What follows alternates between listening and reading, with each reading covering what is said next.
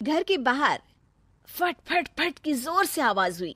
सीमा को लगा कि पटाखे फूट रहे हैं। वो डर के मारे घर से बाहर निकली। देखा तो सामने योगेश यानी कि पतिदेव एक बुलेट बाइक पर बैठे हैं। अरे डर गई क्या? बाइक लेकर आया हूं तुम्हें घुमाने के लिए। सच में?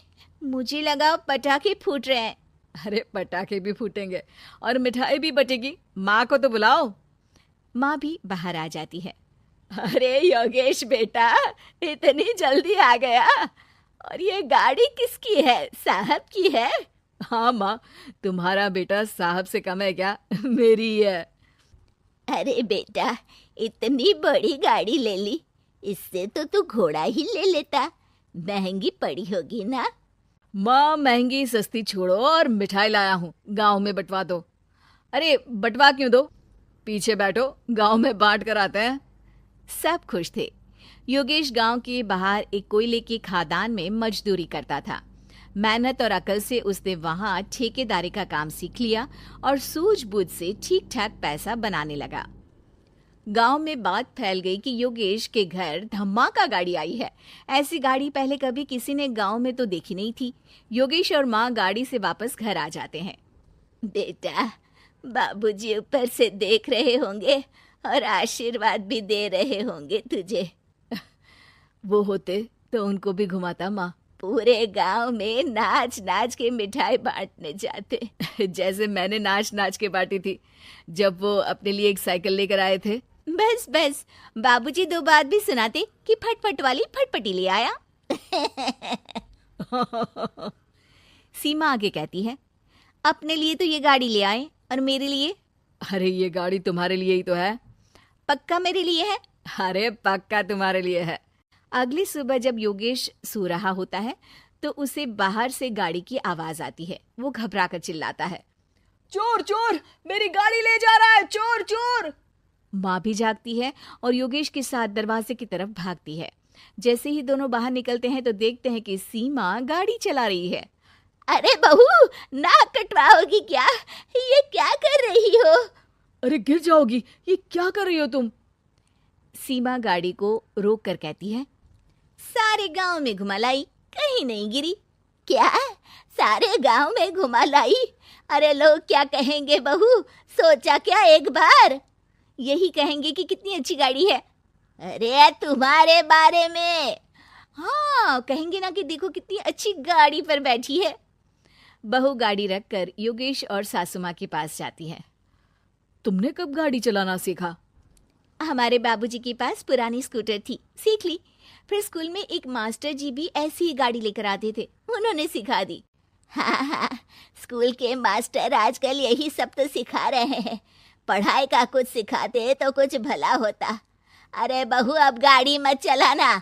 हमारे परिवार में कभी किसी औरत ने पीछे से आगे की सीट पे आने की हिम्मत नहीं की है। तुम भी मत करना, समझी? जी समझ गई माँ जी। सीमा सास की बात सुनकर चुपचाप रसोई में जाकर उदास होकर खाना पकाने लगती है। सास सुबह सुबह मंदिर से पूजा करके लौट रही होती है। तभी उसे दो औरतें रोक लेती हैं और कहती हैं, अरे बहू को थोड़े अच्छे लक्षण भी सिखा दो। गाड़ी चलाने निकली थी, गांव की मर्यादा का कोई ख्याल नहीं है। वही तो। अरे पैसे आने लगे हैं तो क्या मतलब कि किसी रीति रिवाज को नहीं मानोगे? अरे समाज में रहना है तो समाज के ढंग से ही रहना पड़ता है। अरे लाज भी नहीं आई बहू को? चूल्हे चौके से निकलकर सीधे गाड़ी लेकर चौराहे चबूतरे नाप लिए, फट फट फट करते हुए। अरे कुछ कह देना उसे। अरे ये क्या कहेगी? बूढ़ी सास है, इनकी थोड़ी ना चलती होगी घर में। हाँ, बहू की ही चलती होगी, मर्जी भी और गाड़ी भी। सास सब सुनकर घर आती है और बहू को चिल्ला के बुलाती है, अरे नाक कटवा दी सबके सामने गाड़ी चलाकर। औरत जात गाड़ी नहीं चलाती। शहरों में तो 4 पहियों वाली गाड़ी भी चलाती हैं और हेलीकॉप्टर, हवाई जहाज भी। शहर में थोड़ी ना रहती हो मैडम साहिबा। आज के बाद गाड़ी से ही नहीं, यूं भी निकलना बंद तुम्हारा घर से। माँ सही कह रही है, कहीं भी जाना हो तो मुझे बता देना, मैं लेकर चलूंगा। आज माँ को तुम्हारे कारण कितनी बातें सुननी पड़ी। इतना कहते हुए योगेश वहां से चला जाता है। बारिश की वजह से कारखाने के रोड पर कीचड़ रहता है, इसीलिए योगेश गाड़ी घर रख कर जाता है और किसी से लिफ्ट लेकर कारखाने पहुंचता है ताकि नई गाड़ी गंदी ना हो। लेकिन शाम को इतनी तेज बारिश होती है कि उसे वापस आने का कोई साधन ही नहीं मिलता। बारिश बढ़ती जाती है। रात के 11 बज जाते हैं। रास्ते में एक नदी का ब्रिज है। अगर उस पर पानी आ गया तो योगेश कारखाने में ही फंस जाएगा। पूरी रात भूखे प्यासे बितानी पड़ेगी। घना अंधेरा, बिजली की कड़कड़ाहट और तेज बारिश। राजेश डर भी रहा था, ठंड से कांप भी रहा था। तभी उसे रोड से आती हुई एक रोशनी दिखती है। वो देखता है कि उसके सामने एक बाइक आकर खड़ी हुई है। वो ऊपर वाले को धन्यवाद देकर उस बाइक वाले आदमी की तरफ बढ़ता है, पर पास जाकर देखता है तो भौचक्का रह जाता है। सीमा, तुम यहाँ इतनी बारिश में गाड़ी पर? पहले बैठो तो, नदी ब्रिज पे आ जाएगी तो जाना मुश्किल हो जाएगा।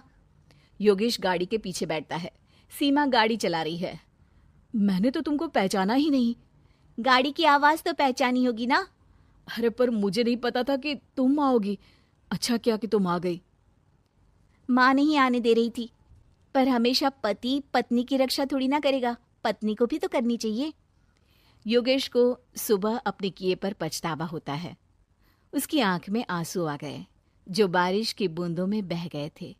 उसके बाद सीमा को सास ने और योगेश ने खुशी खुशी समाज की सीमा लांघने की मंजूरी दे दी।